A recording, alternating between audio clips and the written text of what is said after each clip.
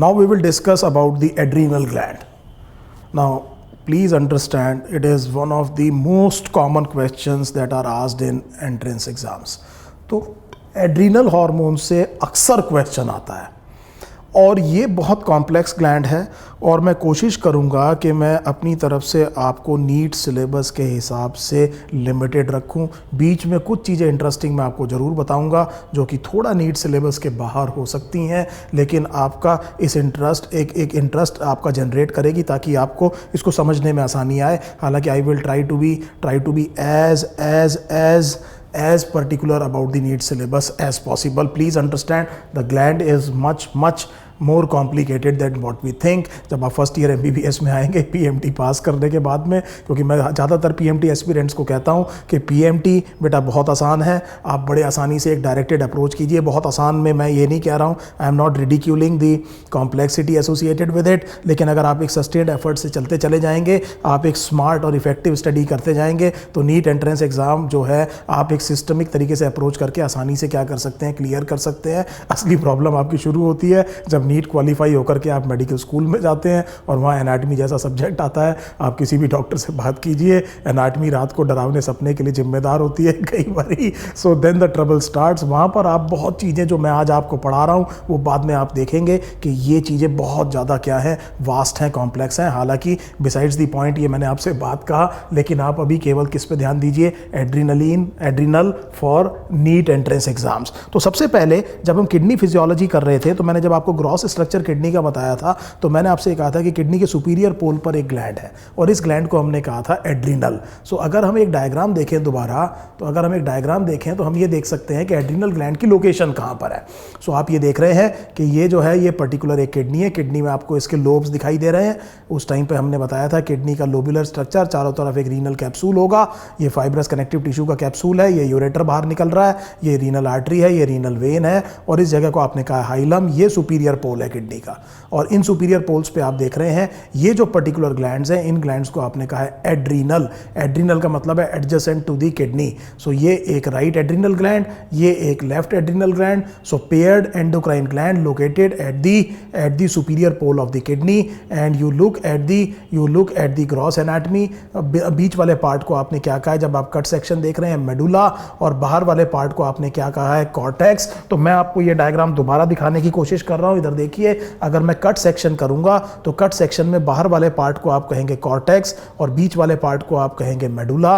तो अगर आप इसको एनलार्ज करके देख रहे हैं तो ये पर्टिकुलर पार्ट है, ऊपर वाला पार्ट क्या है, कॉर्टेक्स है, नीचे क्या होगा, मेडुला होगा। सो हम इस ग्रॉस एनाटमी में ये समझ गए कि एड्रीनल को जब आप कट सेक्शन करते हैं तो सेंटर में इसके होता है एड्रीनल मेडुला और बाहर की तरफ होता है कॉर्टेक्स। और कॉर्टेक्स के बहुत सारे रीजन है जैसा आप देख रहे हैं, जोना ग्लोमेरुलोसा, जोना फेसिकुलेटा और जोना रेटिकुलरिस। और ये जो नीचे वाला डार्कर पार्ट है इसको आपने कहा है मेडुला और मेडुला कुछ हार्मोन्स प्रोड्यूस करेगा। सो इस बेसिकली ग्रॉस एनाटमी के बाद में सो हमने क्या देखा, पहली चीज हमने देखा कि व्हाट इज द लोकेशन।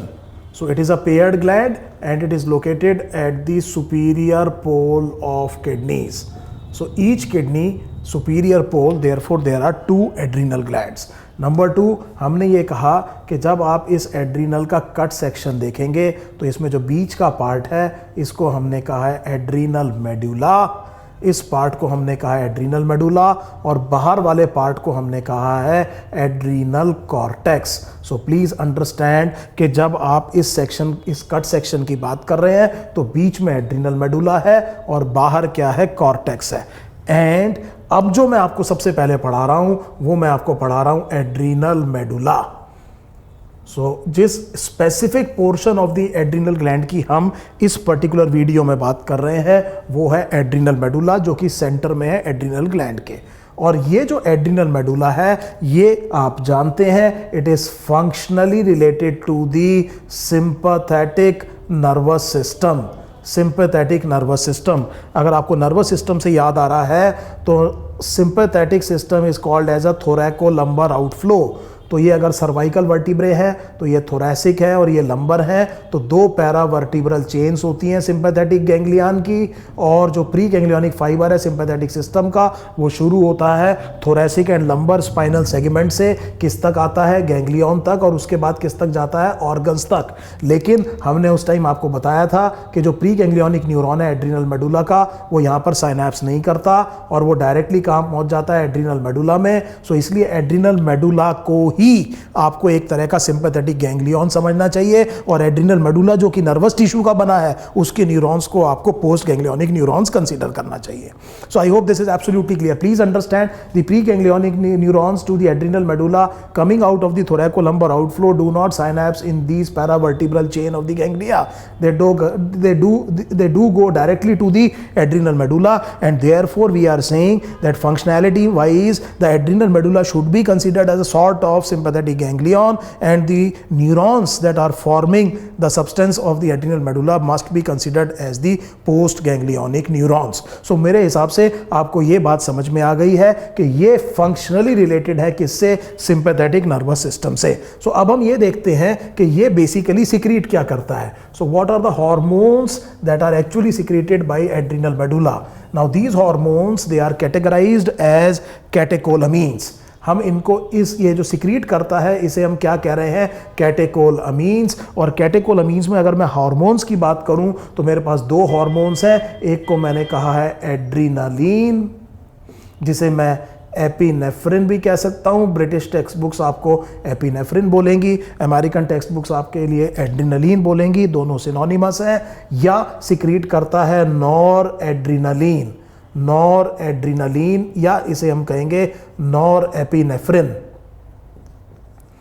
और ये जो पर्टिकुलर हार्मोन्स हैं ये न्यूरोट्रांसमीटर का भी काम करते हैं, हमने नर्वस सिस्टम में देखा। मैं अभी तीसरे कैटेकोलामीन की बात नहीं कर रहा हूँ, लीवोडोपामीन की, डोपा की बात नहीं कर रहा हूँ, डोपामीन की बात नहीं कर रहा हूँ, मैं आपको पढ़ा रहा हूँ एंडोक्राइन सिस्टम। तो I am limiting myself to two secretions of the adrenal medulla which comes under the category of catecholamines. One is epinephrine or adrenaline, the second is norepinephrine or noradrenaline. अब एक बात बड़े ध्यान से सुनिएगा, अगर मैं डायरेक्ट सिंपैथेटिक स्टिमुलेशन करूं तो सिंपैथेटिक स्टिमुलेशन में नॉर एड्रिनलीन ज़्यादा रिलीज होता है और एड्रिनलीन कम। लेकिन उल्टा है, अगर ये रिलीज किससे होते हैं, adrenal medulla. Adrenal medulla releases more adrenaline and less noradrenaline, so much so that majority of the adrenaline in your body is actually secreted by adrenal medulla. So circulating adrenaline का ज़्यादातर part actually कहाँ से आता है, adrenal medulla से आता है, और सर्कुलेटिंग नॉरएड्रेनालिन का ज़्यादातर पार्ट डायरेक्ट सिंपैथेटिक स्टिमुलेशन से आएगा। So I hope this fundamental difference between the secretion of adrenaline and noradrenaline is absolutely clear to every student who is watching this video. सो मैं एक बार फिर बता रहा हूँ कि ये ज़्यादा क्या प्रोड्यूस करता है, एड्रेनालिन, और कम क्या प्रोड्यूस करता है, नॉर एड्रिनलीन या नॉर एपिनेफ्रिन। सो हम इस हार्मोन को देखते हैं, एड्रिनलीन को। सो एड्रिनलीन के अगर आप इफेक्ट्स देखेंगे, सो एड्रिनलीन के बहुत सारे इफेक्ट्स हैं, इधर देखिएगा बड़े ध्यान से। एड्रिनलीन, जब आपने ऑटोनॉमिक नर्वस सिस्टम में वो लिस्ट देखी थी जिसमें हमने आपको सिंपैथेटिक और पैरासिम्पैथेटिक फंक्शंस बताए हैं, तो जितने भी सिंपैथेटिक फंक्शंस हैं वो किसके फंक्शंस होंगे, एड्रिनलीन के फंक्शन होंगे। अगर मैं शुरू करूं आई से, तो आई में dilation of pupil. So basically it will cause, eye में अगर मैं बात करूं, it will cause dilation of pupil. Number 2, it will cause relaxation of ciliary body and therefore will make lens weak. इसकी वजह से लेंस कैसा हो जाएगा, वीक। वीक का मतलब होता है less refractory. This is the function on the eye of adrenaline. Number 1 dilate pupil, number 2 मैंने आपसे क्या कहा, सीलियरी बॉडी को क्या करना है, रिलैक्स, जिसकी वजह से जो जोनरी या सस्पेंसरी लिगामेंट्स है उसकी पुल क्या हो जाती है, बढ़ जाती है, और लेंस लेस स्फेरिकल या फ्लैट या लेस रिफ्रैक्टरी या वीक हो जाता है। सो ये बात मुझे समझ में आ गई है। नंबर 2 अगर आप बड़े ध्यान से देखें तो it is a bronchodilator. It is a bronchodilator. मैंने आपसे कहा था acute severe bronchial asthma, life threatening status asthmaticus में आप क्या दे सकते हैं, एड्रिनलीन, और ये एड्रिनलीन बहुत जल्दी ब्रोंकोडाइलेशन कर सकता है। नंबर 3 अगर आप हार्ट पे इसका असर देखें, सो हार्ट पर it increases heart rate and it increases the strength of heart beat.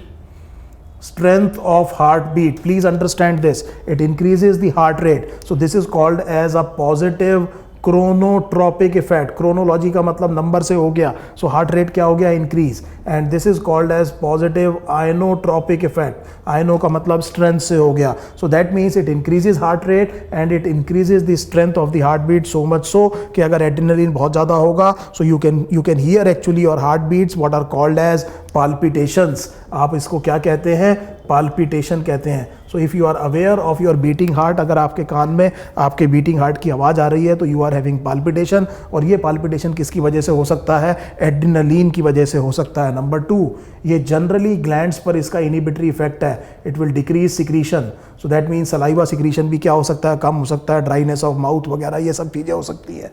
Number 2, GIT में भी ग्लैंड्स का सिक्रीशन कम हो सकता है और डिक्रीज क्या हो सकती है, पेरिस्टाल्सिस, पेरिस्टाल्सिस क्या हो सकती है, कम हो सकती है। So that means sympathetic system is actually inhibitory to the gut, it is the parasympathetic system that actually activates the gut, और ये हमने क्या कहा है, ये डिक्रीज करेगा। और अगर हम जेनिटो यूरिनरी सिस्टम की बात करें तो हमने ये देखा था कि it causes retention of urine, ये इसकी वजह से क्या होता है, रिटेंशन ऑफ यूरिन होता है। और मेल रिप्रोडक्टिव सिस्टम में हमने ये देखा था कि this will lead to the ejaculation of the semen, so that means simple adrenaline will lead to ejaculation of semen. So अगर मैं ब्रॉड बात करूं कि it is functionally related to the sympathetic system, तो मैं ये देख रहा हूं कि ये सारे functions जो कि जनरली हम एट्रीब्यूट करते हैं सिंपैथेटिक सिस्टम को, और सिंपैथेटिक सिस्टम में जो एक इंपॉर्टेंट हार्मोन इन्वॉल्व है वो एड्रेनलिन है, सो एड्रेनलिन के ये असर होने चाहिए। एक चीज़ और देखिएगा, एड्रेनलिन के एक कुछ और असर समझिएगा, एड्रेनलिन का असर इसके ऊपर, ब्लड वेसल्स के ऊपर, बड़े ध्यान से मेरी बात सुनिएगा। Adrenaline causes both vasodilation at some places and vasoconstriction at other. Now please understand this will be because the neurotransmitter और the hormone is the same, तो फिर वो दो ब्लड वेसल्स पर अलग अलग असर कैसे हो सकता है, क्योंकि उसके ऊपर अलग अलग टाइप के क्या हो सकते हैं, रिसेप्टर्स हो सकते हैं। तो एड्रेनलिन के डिफरेंट टाइप्स ऑफ रिसेप्टर्स आप फर्स्ट ईयर एमबीबीएस में देखेंगे, इसीलिए किसी टाइप के अगर रिसेप्टर से वो बाइंड करता है तो वेजोडाइलेशन करता है, किसी दूसरे टाइप के रिसेप्टर से बाइंड करता है तो क्या करता है, वेजो कॉन्स्ट्रिक्शन करता है। और वेजोडाइलेशन वो करता है बेसिकली हार्ट में और स्केलेटल मसल में, यहाँ पर तो वो क्या करेगा, वेजो डायलेशन, और वेजो कॉन्स्ट्रिक्शन बेसिकली स्किन में। सो इसका मतलब चेहरा सफ़ेद पड़ जाएगा, और ज़्यादा ब्लड आप डाइवर्ट कहाँ पे कर रहे हैं, हार्ट में और स्केलेटल मसल में। ये बहुत इंपॉर्टेंट रोल एड्रेनलिन का बताया। और एड्रेनलिन का एक असर बड़े ध्यान से देखिए, adrenaline promotes gluconeogenesis, it promotes gluconeogenesis. और ग्लूकोनियोजेनेसिस में आपको याद करा दूं, हमने कहा था formation of glucose from non carbohydrate source, और इसकी वजह से it increases the blood glucose level, ये ब्लड ग्लूकोज लेवल को क्या करता है, इंक्रीज करता है। सो ये पूरा स्पेक्ट्रम आपने देखा कि एड्रेनलिन के बहुत सारे क्या है, असर हैं, और ये दो बड़े इंपॉर्टेंट असर मैंने आपको बताए। और तीसरा आप इस तरफ ध्यान रखिए कि हार्ट रेट को क्या कर रहा है, इंक्रीज कर रहा है, और strength of the heart beat को भी क्या कर रहा है, इंक्रीज कर रहा है। सो अब ये सोचिए कि जब भी ये सिंपैथेटिक स्टिमुलेशन होता है so there is a mass discharge, और बहुत सारा एड्रेनलिन एक साथ रिलीज हो जाता है। सो जब एक साथ एड्रेनलिन रिलीज हो जाता है तो ये सारे असर एक साथ होंगे, और इसका मतलब अचानक आपका ब्लड ग्लूकोज लेवल बढ़ जाएगा, that means you have more energy available to use, और अचानक आपकी जो स्केलेटल मसल है उसमें ब्लड सप्लाई बढ़ गई तो उसमें भी स्ट्रेंथ बढ़ गई, हार्ट की स्ट्रेंथ बढ़ गई, और आपका दिल के धड़कन क्या हो गया, तेज हो गया, और आपको पाल्पिटेशन समझ में आनी शुरू हो गई है, डायलेशन ऑफ प्यूपिल, आपकी आंख फटी की फटी रह गई, चेहरा सफ़ेद हो गया, आपको आपको अपना पाउंडिंग सुनाई दे रहा है, और अचानक आपको बहुत ज़्यादा एनर्जी महसूस हो रही है। Now you can easily understand that is the reason because of the mass discharge that this adrenaline और नॉर एड्रेनलिन और sympathetic stimulation is associated with what is called as the flight or fight response। तो हम इस response को क्या कह रहे हैं, फ्लाइट या फाइट रिस्पॉन्स कह रहे हैं। ये हम किसके साथ एसोसिएट कर रहे हैं, एड्रेनलिन के साथ में। ऐसा इसलिए क्योंकि बहुत सारा एड्रेनलिन एक साथ रिलीज होता है, और वो ये सारे जब इस असर एक साथ करता है तो जब आप इमरजेंसी सिचुएशन को आप क्या कर रहे हैं, फेस कर रहे हैं। एक बड़ी हंसी की बात मैं आपको बताता हूँ, आप चिड़ियाघर गए, चिड़ियाघर में शेर का पिंजरा है और आप उससे मस्ती कर रहे हैं, उसे छेड़ रहे हैं शेर को, और अचानक आपने देखा कि दरवाज़ा खुला हुआ है, तो अब आपकी समझ में आ गया कि ये इमरजेंसी सिचुएशन है। एकदम आपका दिल बहुत तेज़ी से धड़कने लगेगा, चेहरा सफ़ेद पड़ जाएगा, आपको बहुत महसूस होगा कि यहाँ से भागने की बहुत ज़बरदस्त ज़रूरत है, और आप वहाँ से फ्लाइट रिस्पॉन्स लेंगे। इसमें आपकी मदद किसने करी है, एड्रेनलिन ने की है। शेर से तेज़ दौड़िएगा, जान बच जाएगी। So I hope this is absolutely clear about adrenaline. अगर एक छोटी सी बात मैं नॉर एड्रिनलिन के लिए करूंगा, नॉर एड्रिनलिन के भी यही करीब करीब असर होंगे, लेकिन please understand noradrenaline has more effect on the blood vessels rather than heart, and adrenaline has more effect on heart rather than blood vessels. So I hope we have understood the adrenal medulla. So adrenal gland के जिस particular part की हमने बात की है, adrenal medulla की, और हमने देखा कि ये कैसे सिंपैथेटिक स्टिमुलेशन, कैसे सिंपैथेटिक सिस्टम के साथ एसोसिएटेड है, और ये जो कैटेकोल अमीन प्रोड्यूस कर रहे हैं एड्रिनलिन और नॉर एड्रिनलिन, इनका बेसिकली फंक्शन क्या है and how they are associated with flight and fight response. Please understand a very important property of your body as well. अगर डायरेक्ट सिंपैथेटिक स्टिमुलेशन फेल हो गया तो कोई बात नहीं, हम ये लाइफ सेविंग हार्मोन्स किससे प्रोड्यूस कर सकते हैं, एड्रिनल मेडुला से. सो जनरली आपकी बॉडी दो तरह से काम करती है. एक अर्ली वार्निंग सिस्टम, अगर कोई चीज़ बहुत ख़राब है तो उसके रिसेप्टर्स बढ़ा दीजिए ताकि आपको जल्दी पता चल जाए और आप करेक्शन जल्दी कर सकें. और एक फेल सेफ सिस्टम कि अगर एक जगह से गड़बड़ हो जाए तो दूसरी जगह से उसको सिक्रिएट करके उस फंक्शन को किया जा सके. तो हम यहाँ पर एक फेल सेफ अप्रोच देख रहे हैं, एड्रिनल मेडुला. लेकिन फ़र्क ये है कि एड्रिनल मेडुला ज़्यादा क्या प्रोड्यूस कर रहा है, एड्रिनलिन, और कम क्या प्रोड्यूस कर रहा है, नॉर एड्रिनलिन. और एड्रिनलिन का ज़्यादा असर किस पर है, हार्ट पे, कम किस पे है, ब्लड वेसल पे. और नॉर एड्रिनलिन का ज़्यादा असर किस पे है, ब्लड वेसल पे, और रिलेटिवली कम किस पे है, हार्ट पर है. सो जब मैं वापस आऊंगा so we will discuss about a very very important part of this adrenal gland which is called as the adrenal cortex. Thank you.